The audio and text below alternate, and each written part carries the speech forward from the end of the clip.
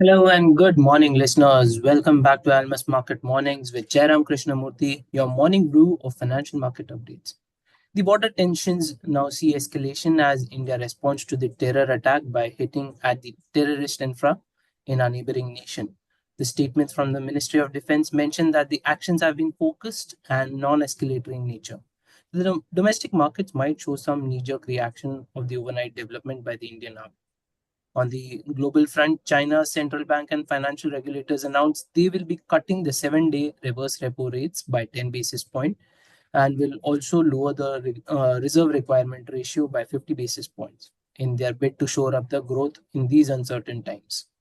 Even the lead indicators from US suggest possibility of inflation 2.0. So JK, what is your understanding of such developments, geopolitical as well as economic? What should we be looking at markets? Hey, good morning, Shikhar. I think we've been filled with a lot of news overnight and also likely to continue tonight as Fed meets, and then we have Bank of England meeting as well. And there are various reports about US China getting into talks and all that. So, first about the geopolitics, yes, it was much awaited reaction from India, direct action. Yes, it has been de-escalatory in nature. It's very by targeting only the terrorist areas. The action has is unlikely to, or at least intended not to evoke any major response, major escalation from Pakistan. However, market will remain on alert. So far, markets have been calm, relatively calm, as it has been all through these 15 days. Hardly any major movement in the INR, and even the stock market futures are showing very modest reaction, and that's very normal compared to the fact that even the US markets have been falling in the last 2 days. Yes, we will remain alert for further developments, and on the other hand, we have better news on India trade treaty with Britain. It's a free trade pact that has been signed.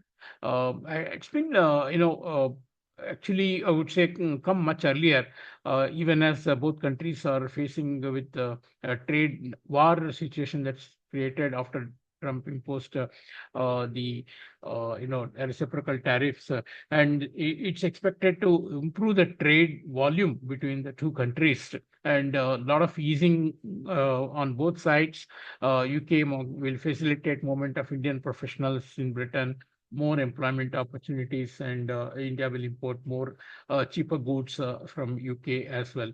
So that I think trade is likely to increase by about 25.5 billion pounds by 2040.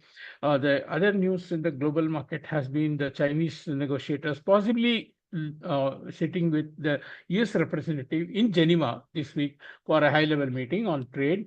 Although there is, some reports which are contradicting this, but actually Chinese Ministry of Commerce said the Vice Premier will be attending the talks in Geneva. I think there is some progress in this. Also, as you said, the Chinese have also made policy moves by cutting their lending rates across all tenors by 10 basis points, and also lowering the bank's reserve ratio requirement, easing liquidity, all aimed at domestic growth. And that's very much required as far as China is concerned, because all said and done, the tariffs will remain, and at what level is the question. And it's going to be played hard by both sides. So China will look for as much reduction as possible, and the US will keep its options open on having as high as possible.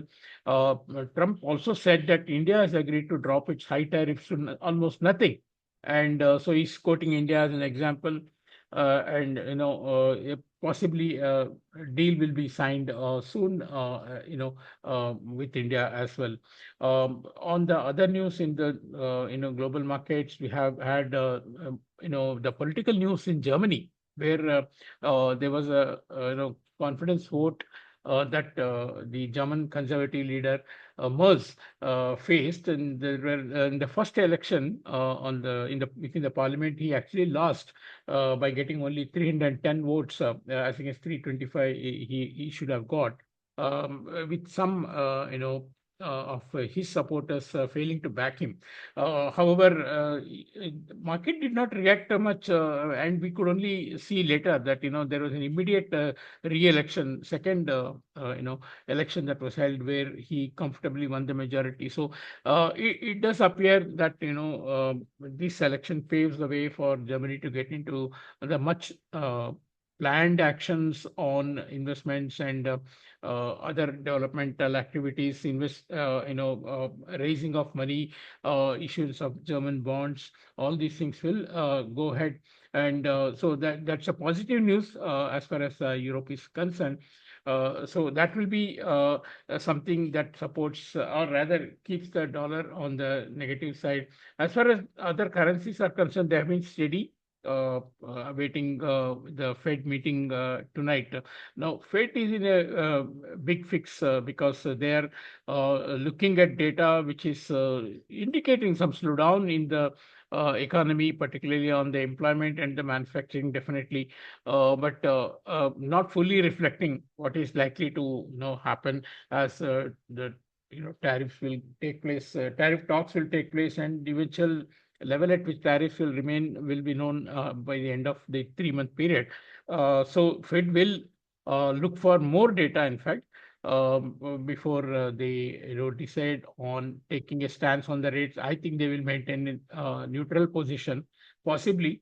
Of course, the Powell press conference will be more important because we don't have a dot plot or a projection, economic projections in this meeting. And particularly interesting will be on pressure that the president mounted on the Fed on cutting rates. So as we know, the US press is very open when they ask questions, and there can be direct questions posed to Powell on his reaction to the president's stand on the interest rates, etc. So market will be looking for how strong Fed maintains its independent position, and that will be very important as far as the overall sentiment on the dollar is concerned.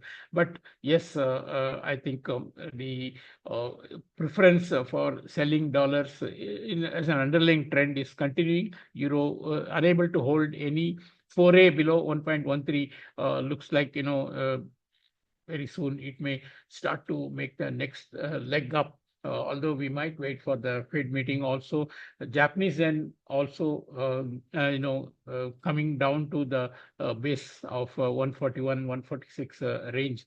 Uh, And Chinese one, of course, weakened slightly after the rate cut decisions. But if the trade talks do start, I think it can have a positive impact on the yuan. Eventually, Asian currencies, we have already seen an sample of how strong the Asian currencies can move, having remained weak for a very long time. And the Taiwanese dollar has demonstrated it.